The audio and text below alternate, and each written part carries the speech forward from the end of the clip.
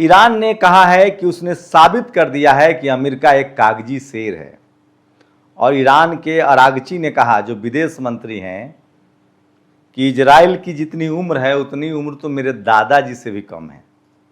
सोचिए, जो मैं लगातार 28 फरवरी से कह रहा था कि जैसे इस युद्ध से अमेरिका वापस होगा उसके बाद बारी इजराइल की आएगी। इजराइल पर लगातार ईरान अब मिसाइलें दाग रहा है। इजराइल के बड़े मिसाइल सेंटर्स को उड़ा दिया गया है।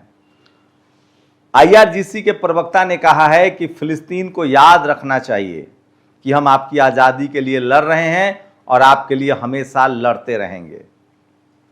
इसका मतलब है कि ईरान ने तय कर लिया है कि इजराइल को नक्शे से ख़त्म करना है।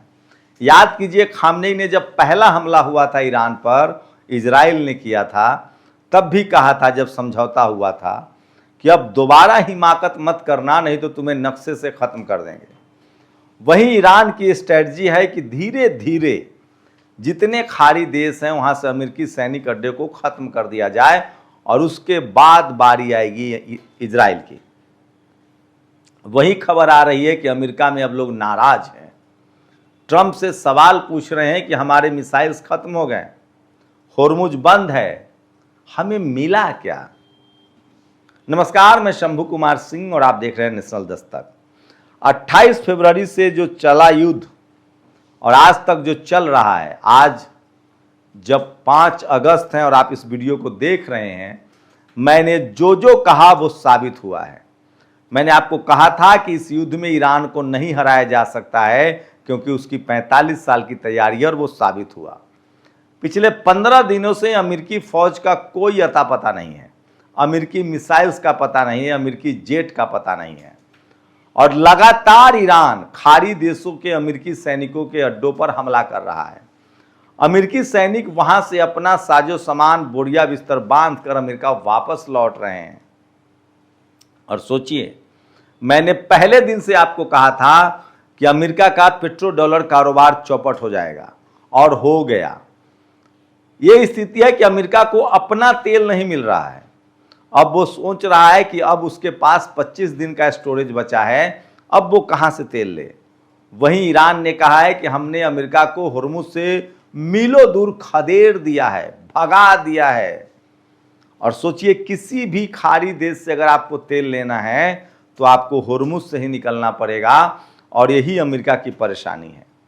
मैंने आपको कहा था कि खाड़ी देशों के साथ कभी भी ईरान पर हमला नहीं करेंगे, और यही हुआ। अब खाड़ी देश लगातार कोशिश कर रहे हैं कि नेटो की तरह एक अरब लीग का देश संगठन बनाया जाए और अमेरिका के पूरे दबदबा को खत्म किया जाए, पेट्रो डॉलर कारोबार से मुक्ति मिल जाए। मैंने आपको बताया था कि अमेरिकी जो हथियार हैं वो अब सिर्फ कबाड़ हो गए हैं। सोचिए, अमेरिका के पेट्रियट मिसाइल हों या थार्ड उसके जो इंटरसेप्टर्स हों या air defence system, Switzerland, Canada जैसे देशों ने उन हथियारों को खरीदना बंद कर दिया है। दुनिया में अब कोई भी देश अमेरिका के साथ हथियारों की डील करने के लिए तैयार नहीं है।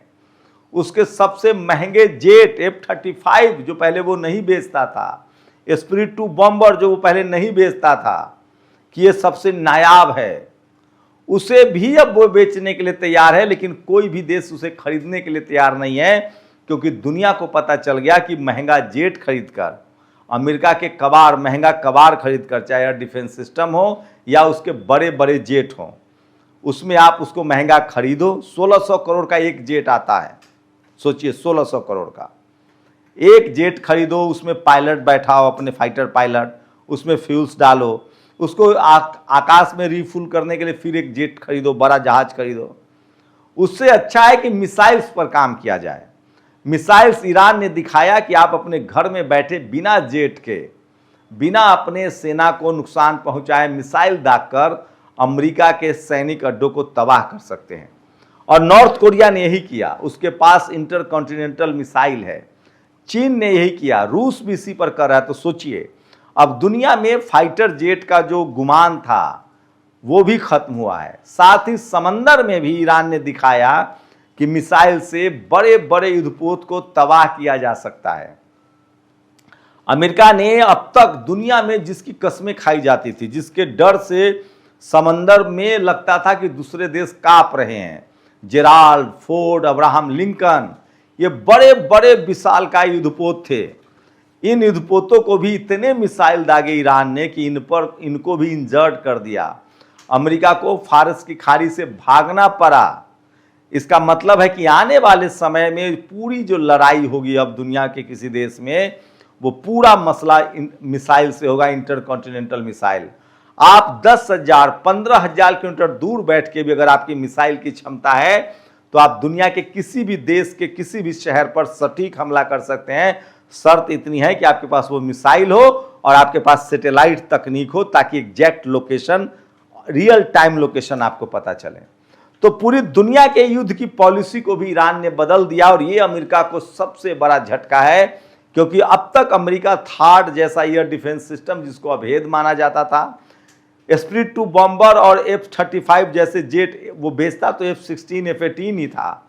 लेकिन अब दुनिया भर का कोई भी देश महंगा जेट खरीदने के लिए तैयार नहीं है।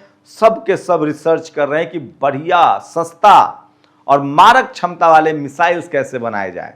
तो ईरान ने पूरी दुनिया को एक नया रास्ता दिखाया है और इसीलिए ईरान को सुपर पावर कहा जा रहा है।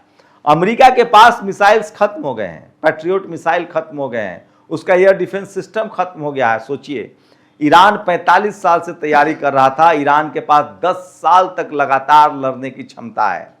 और यही वजह है कि ईरान की मुश्किलें जो हैं वो कभी बढ़ी नहीं, अमेरिका के गले की हड्डी बन गया वो। यही वजह है कि अब इजराइल की मुश्किलें बढ़ती जा रही हैं, क्योंकि इजराइल लगातार हमास, हिजबुल्ला और हुती को इसी तरह के मिसाइल्स की सप्लाई कर रहा है। तो 28 फरवरी से शुरू हुए इस युद्ध में बड़ा अपडेट यह है कि लगातार ईरान अब इजराइल को निशाना बना रहा है, इजराइल के शहरों को निशाना बना रहा है, क्योंकि उसका अंतिम मकसद है किसी भी तरह से लाचार और बेबस फिलिस्तीन को आज़ाद कराया जाए और इजराइल ने जो मासूम बच्चे, महिलाओं का कत्लेआम किया था उसका बदला लिया जा सके। तो इस युद्ध में ईरान अभी भी ड्राइविंग सीट पर है।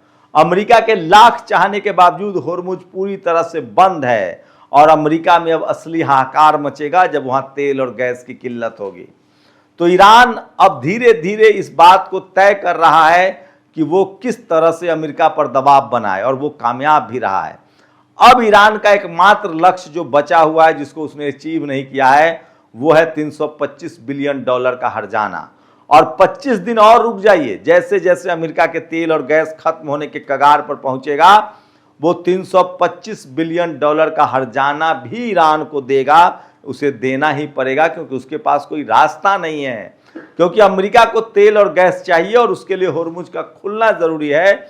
और इसीलिए अमेरिका अब तक कोशिश कर रहा है, साम दाम दंड भेद। अनुमान लगाया जा रहा है कि एक कोशिश और डोनाल्ड ट्रंप करेगा, लेकिन न तो उसके पास अब आधुनिक विमान बचे हैं जिसकी मारक क्षमता हो, जो ईरान पर बमबारी करके वापस आ जाए, न उसके पास मिसाइल्स हैं, न उसके अपना वायु रक्षा प्रणाली है। तो धीरे धीरे ही सही, दुनिया कह रही है, जो जानकार कह रहे हैं कि खाड़ी देशों से अमेरिकी सैनिक अड्डे जो हैं वापस खत्म हो रहे हैं, और इसी वजह से सारे खाड़ी देश अंदर खाने खुश हैं और उनको लगता है कि अमेरिका के वर्चस्ववादी साम्राज्यवादी नीति से उनको मुक्ति मिली है। वहीं अब लगातार ये बात पुख्ता हो गया है कि ईरान के साथ चीन, रूस और नॉर्थ कोरिया लगातार बना हुआ है। अब तो ईरान ने साफ कह दिया कि अब कोई भी हमला अमेरिका के अपने शहरों के लिए विध्वंसकारी होगा। हाल ही में ईरान ने अमेरिका के 7 शहरों में वाटर सप्लाई को साइबर अटैक के जरिए ठप कर दिया था। तो सोचिए ईरान ने किस तरह से अमेरिका से बदला लिया है, और 28 फरवरी से पहले कोई कल्पना नहीं कर सकता था कि दुनिया का सबसे सुपर पावर अमेरिका ईरान से युद्ध हार जाएगा। और अब ये नतीजा सामने है कि ईरान को अब सो कॉल्ड सुपर पावर कहा जा रहा है और ईरान खुद चौथा सुपर पावर बन गया है। तो सोचिए, डोनाल्ड ट्रंप जो राष्ट्रवाद के नाम पर सत्ता में आया था, उसने अमेरिका को कैसे मिट्टी में मिला दिया। ईरान अब बात करने के लिए तैयार नहीं है। अमेरिका लगातार सऊदी अरब, कतर से कह रहा है, यहां तक कि तुर्की से कह रहा है कि ईरान से हमारी बात कराओ। पाकिस्तान को भी अब वो पीछे धकेल चुका है, क्योंकि उसे लगता है कि पाकिस्तान की मेजबानी से कुछ भी हासिल नहीं हुआ। तो पूरी दुनिया की अगर सबसे बड़ी खबर आज भी है तो वो ईरान की जीत की खबर है। अमेरिका इस युद्ध से पूरी तरह से पीछे हट चुका है और अब इजराइल को लगातार ईरान निशाना बना रहा है। सारे इस तरह के बड़े अपडेट के लिए आप नेशनल दस्तक के साथ जुड़े रहिए और अपनी राय जरूर दीजिए। शुक्रिया। नेशनल दस्तक की आपसे गुजारिश है कि अगर इसको बचाना चाहते हैं तो नेशनल दस्तक को सब्सक्राइब करने के लिए रेड कलर के सब्सक्राइब बटन को दबाएं, फिर बेल आइकन की घंटी दबाएं। नेशनल दस्तक को बचाने के लिए बहुत जरूरी है कि हर खबर को शेयर करें, लाइक करें, कमेंट जरूर करें।